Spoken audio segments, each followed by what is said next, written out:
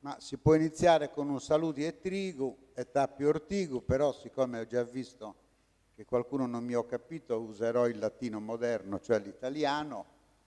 Chi vuole può parlare anche in sardo. Ieri sera la Proloco mi ha mandato una mail dicendomi, siccome lei sa parlare in sardo, chi stiano in sardo. Oggi si che sono in sardo, ma me da non comprendi, ti dando che da fai a simbescurata.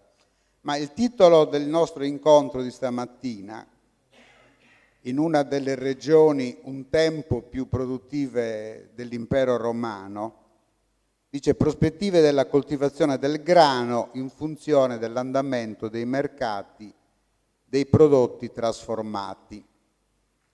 È uno dei temi centrali della Sardegna, lo è per il grano, lo è per i cereali, lo è per il latte. Sappiamo che cosa sta succedendo in questi giorni con le proteste dei pastori e rendendoci conto di quanto sia marginale il ruolo dell'agricoltura nell'economia sarda.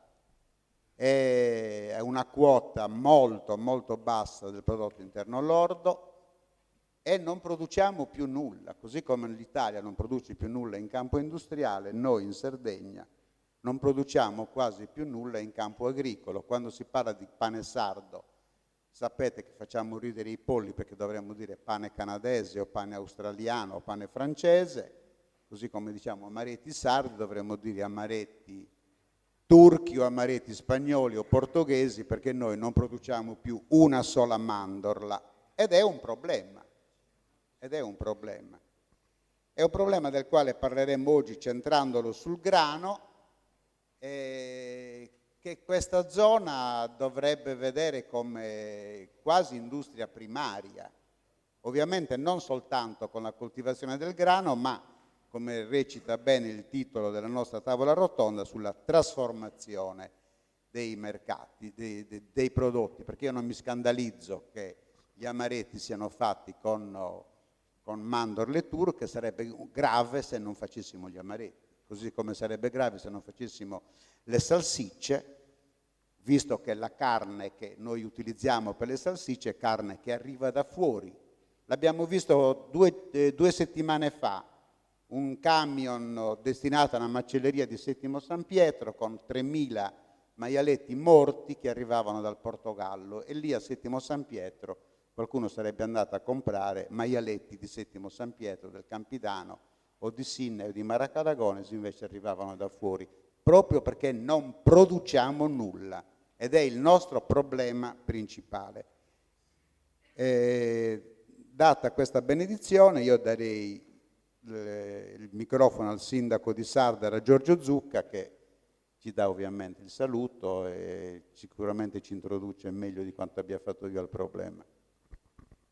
Grazie. Innanzitutto buongiorno a tutti e benvenuti a questo convegno che in pratica funge da perno alla Quinta Sagra del Grano, egregiamente organizzata dalla Proloco col contributo dell'amministrazione comunale e col contributo della provincia. Colgo l'occasione per salutare il Presidente della provincia per questo apporto economico che ci è stato dato, che ci viene concesso annualmente. Un saluto e un grazie a tutti i relatori, non sto ad elencarli perché sarebbe un lungo elenco, per averci onorato della loro presenza e sicuramente la loro qualificata esperienza nel settore agricolo, in particolare sul tema che oggi andiamo a trattare, che è il grano. Infatti il tema della tavola rotonda, come ha detto il relatore Giacomo Mameli, prospettive della coltivazione del grano in funzione dell'andamento dei mercati dei prodotti trasformati.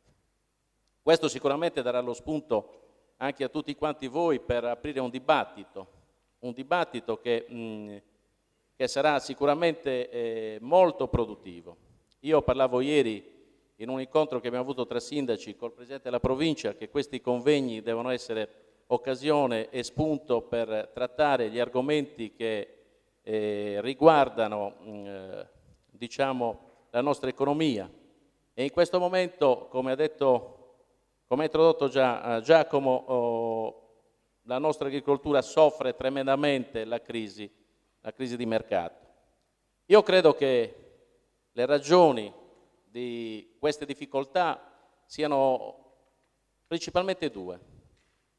ne sono fermamente convinto. Il primo è da ricercare negli effetti prodotti dai grandi processi di riorganizzazione, chiamiamoli ristrutturazione, in atto nella filiera del mercato internazionale, mondiale.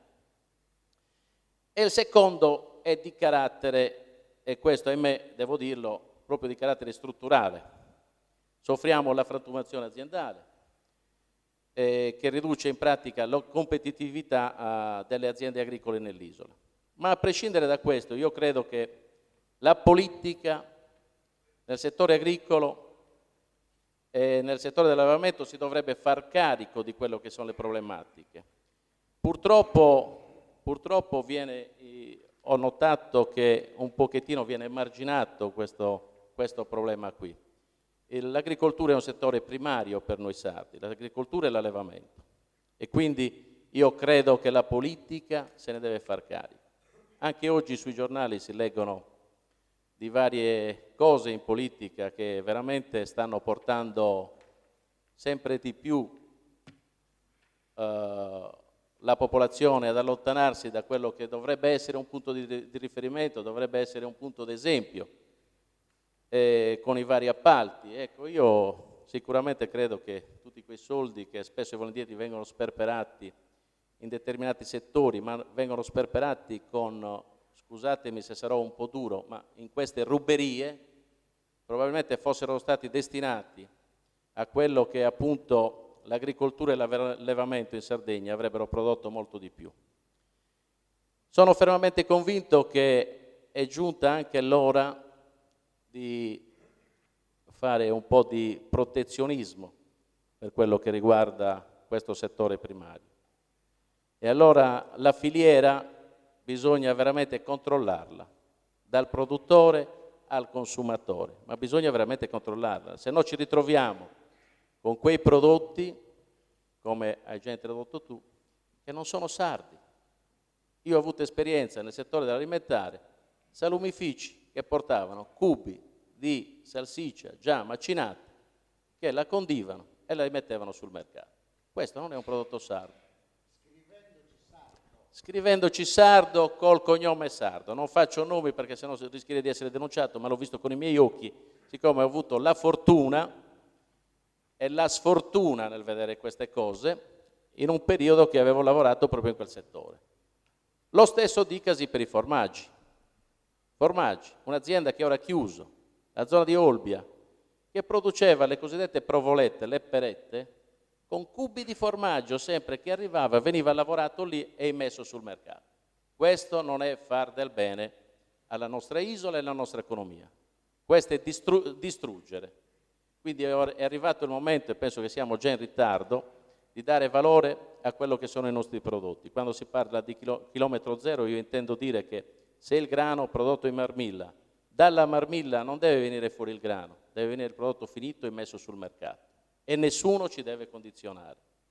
Questo è l'auspicio che oggi è un auspicio, e oggi spero che dagli interventi dei relatori, dagli interventi del pubblico, anche se non è numeroso, venga fuori e ne venga fuori una compattezza da parte degli operatori agricoli affinché si raggiungano determinati obiettivi che sono importanti per la crescita dell'agricoltura e dell'allevamento.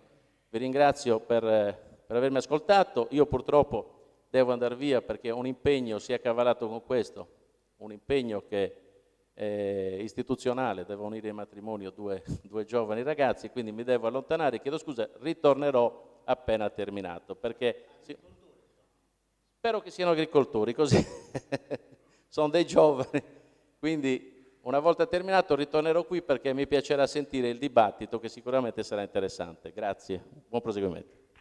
Grazie Sindaco, buon matrimonio, faccia auguri agli sposi, ma il Sindaco ha introdotto i temi che adesso svilupperà sicuramente da par suo Mimmo Zedda, capo di gabinetto dell'assessore all'agricoltura, Andrea Prato, che come vedete non è venuto, però ha mandato un degno rappresentante da Sinnai. Prego.